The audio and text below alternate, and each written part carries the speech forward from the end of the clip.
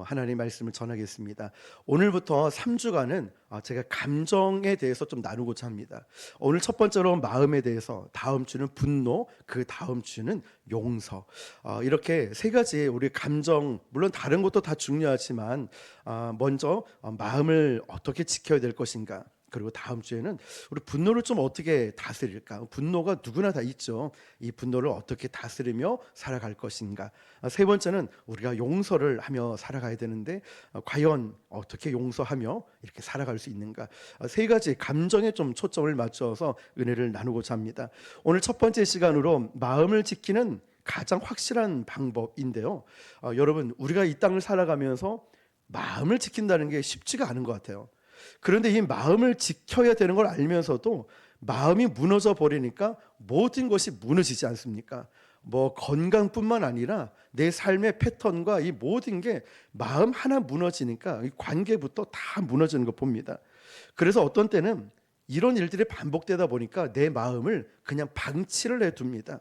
그냥 아무거나 듣고 아무거나 보고 이러면서 에이 대충 살지 뭐 이러면서 마음을 별로 중요하게 여기지 않을 때가 있어요. 그런데 성경에 보니까 하나님은 우리 인간의 마음을 굉장히 중요하게 여기고 있습니다.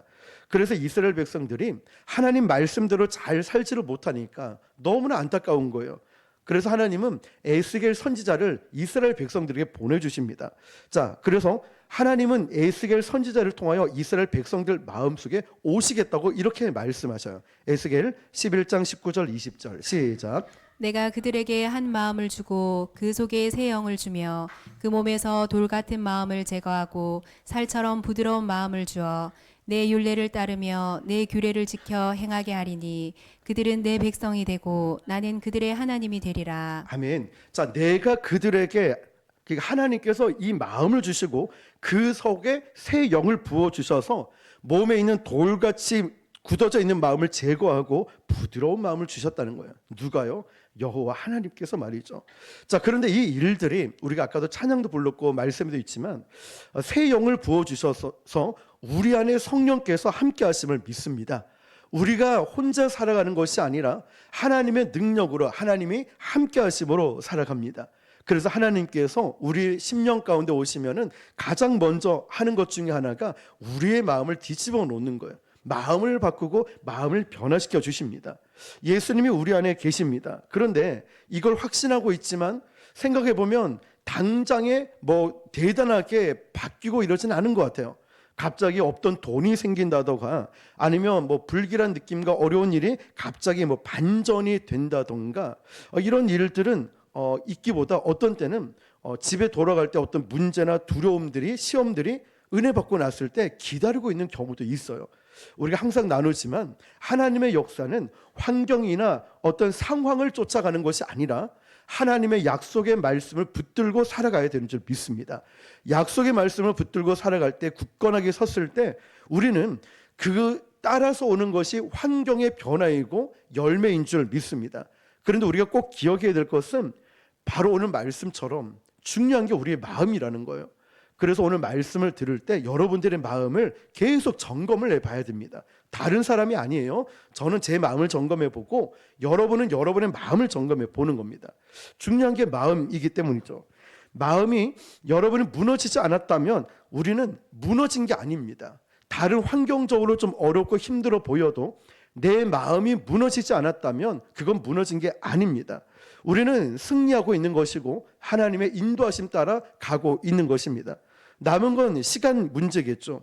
이제 우리 마음을 무너뜨리지 않고 내 마음을 지키고 있으면 하나님의 역사를 우리가 경험하게 될 줄 믿습니다. 잘 아시는 말씀이죠. 무릇 지킬 만한 것보다 더욱 내 마음을 지키라. 생명의 근원이 우리 마음에서 일어나기 때문에 우리가 부흥을 꿈꾸고 하나님 나라를 경험하는 교회가 되며 우리 교회가 참 보기에도 복음으로 단단하게 본질 위에 세워진 건강한 교회가 되기 위해서 우리의 마음부터 지켜나가는 것이죠.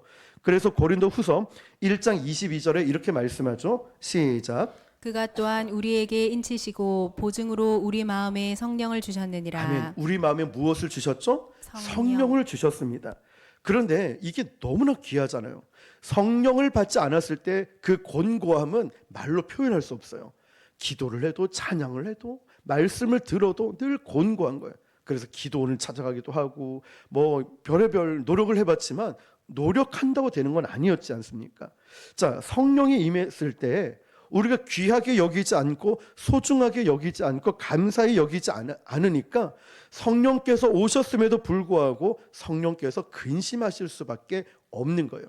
우리 안에 분명히 이 자리에 성령께서 임재하신 줄 믿습니다. 성령이 여러분 심령 가운데 역사하실 줄 믿습니다. 오늘 우리가 알지 못하는 놀라운 일들이 일어날 줄 믿습니다. 그런데 여러분, 우리 마음속에 한번 점검해 봐야 될 건 성령께서 내주하심이라는 건 그냥 아무 곳에 내주하시는 것이 아니라 거룩하고 정결한 심령 가운데 하나님의 성령께서 임재하실 수 있다는 건데, 근데 여러분, 우리가 어렸을 때부터 지금까지 자라오고 성장해왔고 어른이 되고 이렇게 오면서 너무 가리지 않고 우리 마음에 다 받아들였던 것 같아요. 그러니까 우리 안에 계신 성령께서 근심하실 수밖에 없는 거예요.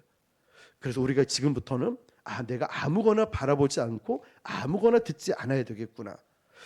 뉴스도 나오고 유튜브도 있고 여러 가지 방송도 매개체가 있지만 이 모든 것이 인터넷에 뜬다고 폰에 뜬다고 다 보는 것이 아니라 이걸 구분하고 이걸 좀 절제하면서 하나님 말씀 가운데 우리가 있어야 되는 줄 믿습니다.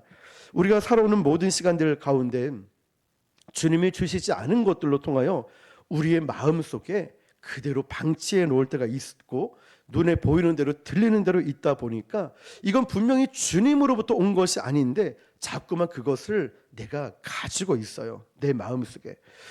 그래서 얼마나 많은 성도들이 정말 끔찍한 어렸을 때 젊었을 때의 상처를 그대로 안고 있는 사람이 있고 정말 잊어버리고 싶은 이 기억들, 부끄러운 기억들을 자꾸만 되새김질하면서 이걸 그냥 방치해두고 가지고 있는 경우들이 있습니다.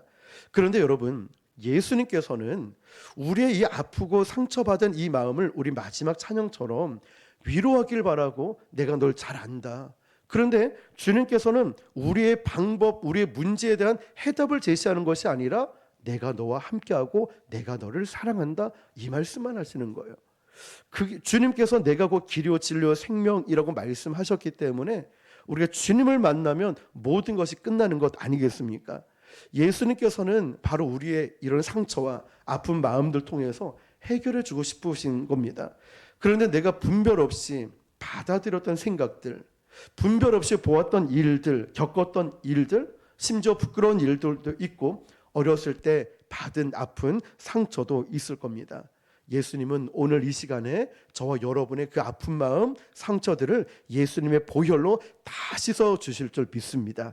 그래서 오늘 이 말씀을 우리에게 주시는 것 같아요. 저를 비롯해서 누군가가 이런 아픔, 지침, 힘듦, 상처, 외로움 이런 부분들을 그게 지금이 아니라 어렸을 때부터 쓴뿌리로 남아있는 이런 상처들을 하나님께서 유래해 주시길 원하시는 줄 믿습니다.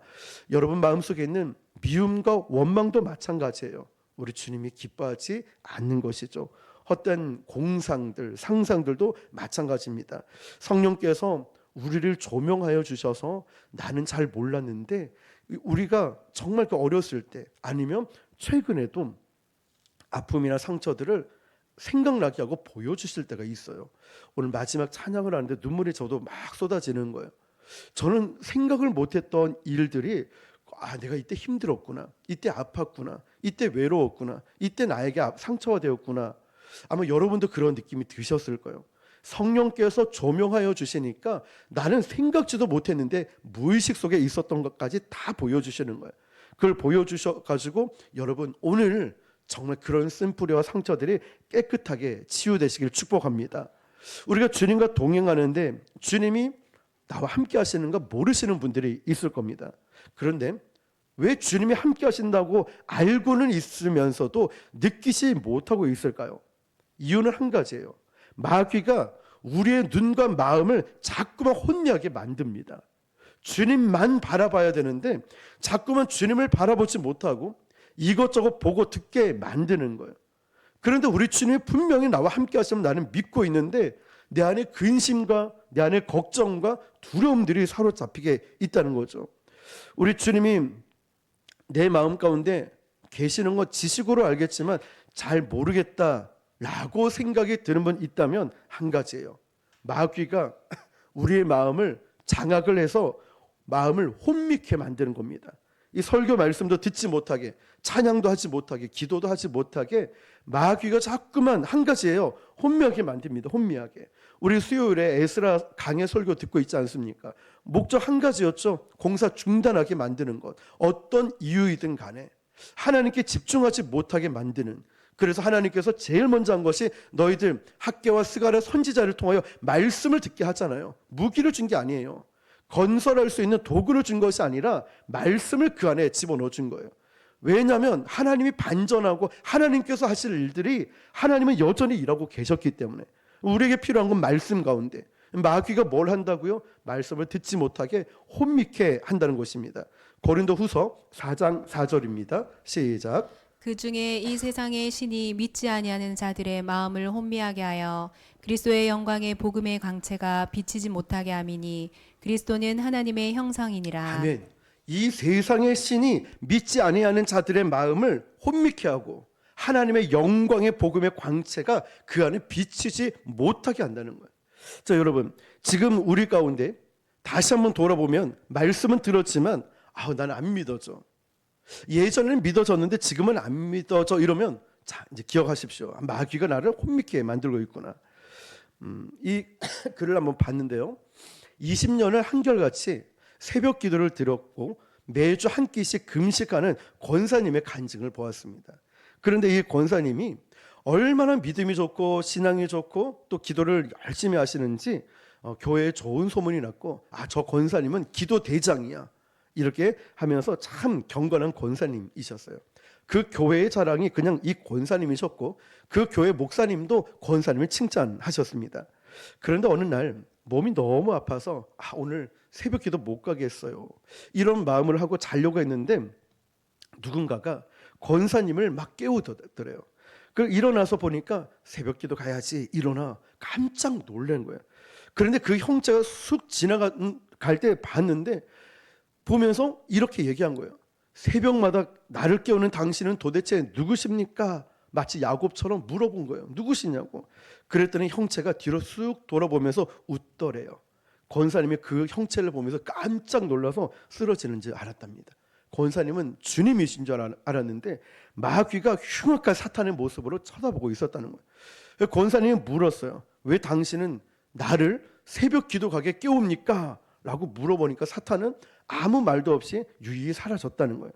그걸 깨어났으니까 일단 새벽 기도를 갔는데 정말 이 권사님의 무서운 체험이기도 하고 이거는 지극히 개인적이기 때문에 뭐 정답 이런 건 아닙니다. 그런데 이 권사님이 새벽 기도 와서 기도를 하는데 나는 새벽마다 기도하러 나오는데 저 장로님은 왜 새벽 기도 안 나오지? 이러면서 불평이 쌓이더래요. 나는 매주 한 끼씩 금식을 하면서 기도하는데 왜 목회하는 목사님은 왜 금식도 안 하고 기도도 안 하는 거지? 이런 마음이 권사님 마음속에 새벽 기도 들으면서 교만한 마음이 쌓이더래요. 도대체 새벽 기도 안 하고 저 집사님은 어떻게 예수 믿는다고 말할 수 있지? 말은 하진 않았지만 권사님 마음속에 그런 마음들이 있었다는 거예요. 물론 그 권사님의 개인적인 체험이고 고백이지만 권사님이 나중에 깜짝 놀란 거예요. 이럴 수도 있구나. 이럴 수도 있구나. 마귀가 새벽 기도를 깨우고 마귀가 나를 이렇게 기도하게 깨워서 내 마음을 장악해가지고 교만하게 만들고 있구나. 권사님이 깜짝 놀랐다는 거예요. 자, 여러분, 그래서 우리의 마음이라는 게 우리의 마음을 지키지 않으면 이게 분별을 할 수도 없고 또 누군가에게 자꾸만 불평과 원망을 주고 있는 일들이 일어나는데 마귀가 얼마나 교묘하게 우리의 마음을 혼미케 하는지 모릅니다.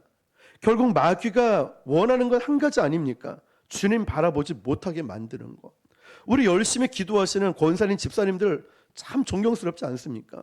우리 교회 성도님들 바라볼 때마다 얼마나 감사합니까? 귀한 헌신들을 하고 계시죠. 그런데 마귀는 계속해서 우리를 공격합니다. 왜냐하면 복음을 전하죠. 또 기도에 열심을 내죠. 모이기를 힘쓰고 있죠. 자, 여러분, 그런데 예수를 잘 믿는다고 하는 것 때문에 이 권사님은 오히려 사람들에게 시험 들게 하는 실족하게 만들 수 있다는 걸 깨닫게 됐다는 겁니다. 근데 여러분, 우리 마음의 상태에 따라서 하나님의 역사가 달라지는 거 아십니까? 마태복음 5장 8절을 읽어볼게요. 시작. 마음이 청결한 자는 복이 있나니 그들이 하나님을 볼 것이며. 아멘. 마음이 청결한 자. 누가복음 8장에 보면 마음밭의 비유가 나오는데 마음밭이 어떠하느냐에 따라서 하나님의 역사가 달라지는데요. 자, 누가복음 8장 15절입니다. 시작. 없으면 제가 좋은 땅에 있다는 것은 착하고 좋은 마음으로 말씀을 듣고 지키어 인내로 결실하는 자니라. 아멘. 좋은 땅에 있다는 것. 그러니까 마음밭이 좋은 상태로 유지하면은 하나님의 역사가 나타난다는 것입니다. 우리가 찬양을 할 때도 예배를 드릴 때도 내 마음밭이 어떻냐, 이게 참 중요하죠. 하나님의 말씀의 역사가 내 삶을 바꾸는 역사가 나타나는 것입니다. 그래서 저는 오늘 이 말씀을 들으면서 우리 안에 이런 결단이 있었으면 좋겠습니다. 하나님, 이제부터 제가 제 마음을 함부로 내버려 두지 않겠습니다. 아무거나 듣고 아무거나 보고 아무거나 판단하지 않겠습니다. 하나님께서 기뻐하시지 않는 마음, 하나님이 기뻐하시지 않는다면 제가 정신을 똑바로 차리고 주님이 기뻐하시는 것만 보고 듣고 말을 하겠습니다. 내가 무슨 일을 하든지 하나님이 기뻐하시는 것일까라고 먼저 생각하고 말을 하고 행동을 하겠습니다. 자, 여러분, 이 결단이 오늘 우리에게 필요한 것 같습니다. 잠언 4장 23절이죠. 모든 지킬 만한 것 중에 더욱 내 마음을 지키라. 생명의 근원이 이에서 남이니라. 아멘. 이 말씀을 우리가 나 그 말씀 알아 라고 끝내는 것이 아니라 이제는 이 말씀대로 살아가는 것입니다. 말씀대로 살아가면 우리에게는 기대가 생깁니다. 야, 이 말씀을 지키면 나에게 어떤 일이 일어날까? 이 말씀대로 살아가면 어떤 일이 일어날까? 우리 이제 곧 90일 성경 통독을 하지 않습니까? 아마 성경 통독을 하다 보면 이런 말도 나오지 않을까요? 목사님, 성경 통독하느라 내가 다른 거 할 시간이 없어요. 왜 이렇게 길어요? 왜 이렇게 힘들어요?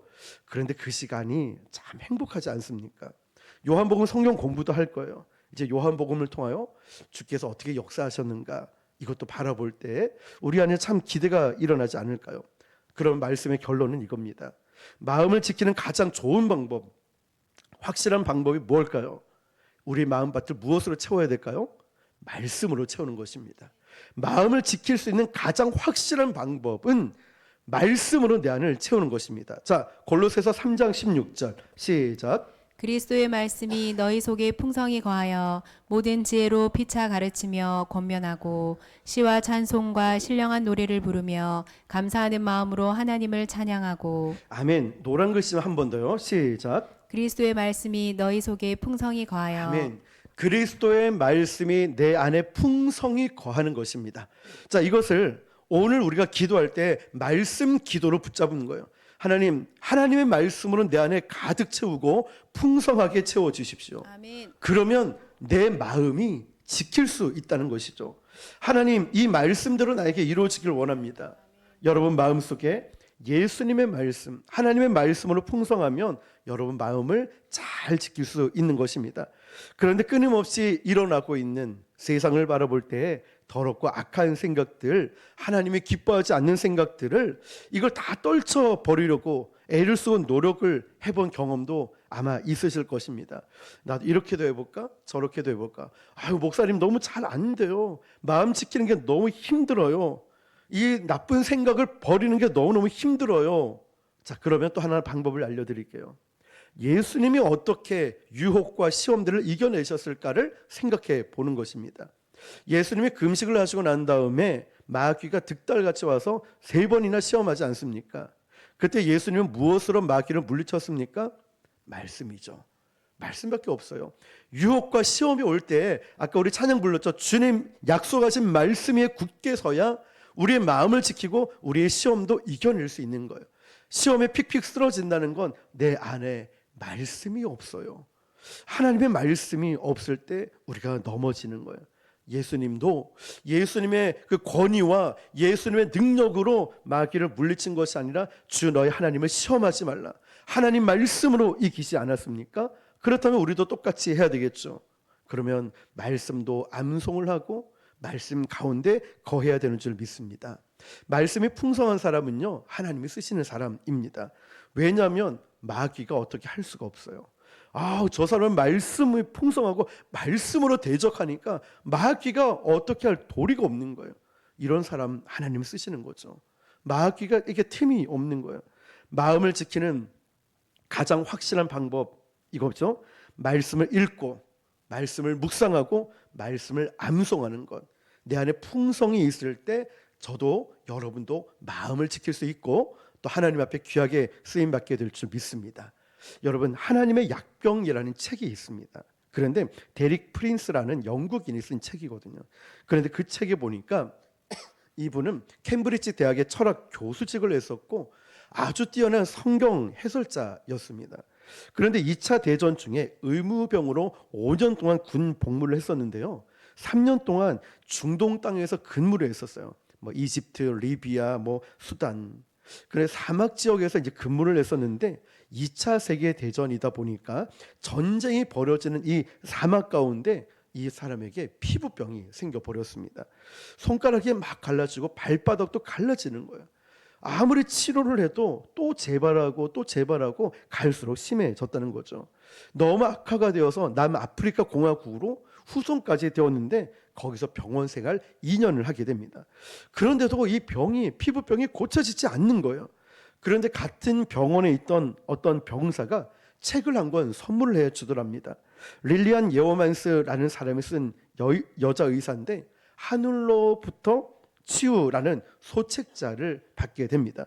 그런데 그 소책자에 보니까 하나님 말씀이 우리를 치료한다라는 내용이 있는 거예요. 그게 오늘 본문이거든요. 같이 한번 더 읽어볼까요? 잠언 4장 20절에서 22절 시작. 내 아들아 내 말에 주의하며 내가 말하는 것에 내 귀를 기울이라. 그것을 내 눈에게서 떠나게 하지 말며 내 마음속에 지키라. 그것은 얻는 자에게 생명이 되며 그의 온 육체의 건강이 됨이니라. 아멘.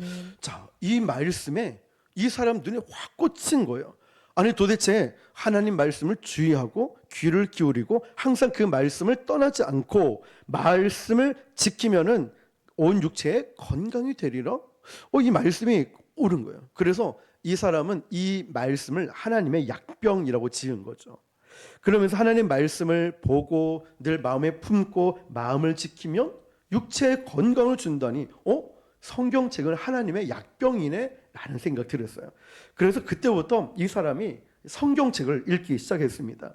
의무병이었기 때문에 사람들에게 약을 처방해 주면서 30분 뒤에 이 약을 드세요 하면서 또 한 가지 처방을 해줘요. 하나님 말씀을 주는 거죠. 이 사람도 처방을 다 해주고 나서 자기가 성경을 읽었어요. 왜냐?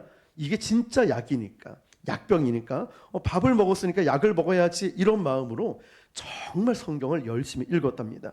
그런데 성경을 읽어나가면서 이분이 기적을 체험한 거예요. 정말 이 몸에 자기를 치유하는 성령의 역사를 말씀을 통해서 치유하는 역사를 경험하게 되는 거예요. 피부병이 깨끗하게 나은 거예요. 본인 스스로가 이해가 안 될 정도로 그래서 계속 말씀을 읽고 묵상하고 말씀을 지키고 병원 약을 아무리 써도 안 되었는데 이제는 말씀을 읽으면서 하나님의 치유하심을 경험하게 된 거죠.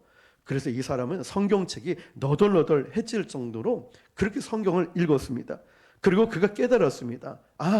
하나님의 말씀이 우리에게 치료하는 능력이 있다는 건 내가 아는데 그런데 중요한 지침이 있었구나. 그냥 읽지 말고 오늘 아까 말씀처럼 하나님 말씀을 주의한다. 집중해서 봐야 되고 그리고 하나님 말씀에 귀를 기울여야 되고 하나님 말씀은 내 눈에서 떠나지 않게 해야 된다. 정리해 볼까요? 하나님 말씀을 집중하고 주의하고 귀를 기울여서 듣고 내 눈에서 떠나지 않게 하고 말씀을 보는 거예요. 그리고 내 마음속에서 이 말씀을 지키는 거예요.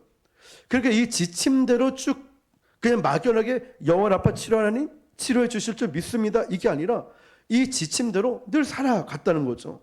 그리고 자기만 이것을 경험한 것이 아니라 정말 다른 사람에게도 동료 병사에게도 권했더니 하나님의 약병인데 그 약도 먹지만 하나님의 약병도 같이 먹어봐 했더니 정말 순진하고 착한 사람은 그대로 했더래요. 근데 그대로 고침을 받았다는 거죠. 그 사람 역시도 하나님 말씀을 읽고 묵상하고 마음에 품고 살아간 것밖에 없었습니다. 몸만 고침을 받은 게 아니라 성령을 체험하고 예수님의 십자가에 대해서 이 사람이 눈이 뜨기 시작했어요. 완전히 은혜의 눈이 열려가지고 그가 군대를 제대하고 나서 목사님이 되었습니다. 신학교에 돌아가서 그가 체험한 그대로 이 성경을 전하는 거예요. 하나님 말씀은 당신의 병도 치료하십니다. 말씀이 치료합니다. 당신이 할 일은 말씀을 읽으면 되는 것입니다. 성경 말씀은 생명의 양식이고 하나님의 약병이고 삶의 힘이자 지혜를 주는 구원의 능력이 있습니다. 이 내용을 엮어서 책이 하나님의 약병이라는 책이었습니다. 사랑하는 성도 여러분, 우리는 엄청난 사실 하나님의 능력을 가지고 사는 사람이에요. 나는 연약하지요. 그렇지만 이 질그릇 가운데 보화가 되신 보물 되신 주님이 함께 하시다는 것입니다. 하나님의 말씀으로 내 마음을 지킨다는 것은 정말 하나님의 탁월한 방법이에요. 내가 지켜야지, 노력해야지, 뭘 해야지 이것이 아니라 말씀으로 채워놓기만 하면 그 말씀이 내 안에서 역사하고 마음을 지키고 능력이 나타날 수 있다는 것입니다. 여러분, 우리가 마음이 무너지면 사실 다 무너지잖아요. 근데 오늘 결단을 해보는 거예요. 하나님, 아침에 일어나서 성경을 먼저 읽고 그리고 말씀을 계속 암송을 하고 내 입에서 떠나지 않게 하고 내 마음속에서 이 말씀대로 지키고 살아가려고 이 지침들을 쭉 해보는 거죠. 그런 결단이 있을 때 우리는 내가 말씀으로 육체적 질병뿐만 아니라 성령을 체험할 수 있고 하나님의 역사를 경험할 수 있을 것입니다. 자, 오늘 여러분, 이런 은혜가 저와 여러분에게 있길 바랍니다. 말씀을 붙잡으십시오. 마음을 지키는 가장 확실한 방법입니다. 오늘 이 마음을 잘 지켜서 주님 주신 사명과 또 우리 모두가 주님의 은혜로 승리하고 그것을 기대하는 저와 여러분 되시기를 주님의 이름으로 축원합니다. 기도하겠습니다.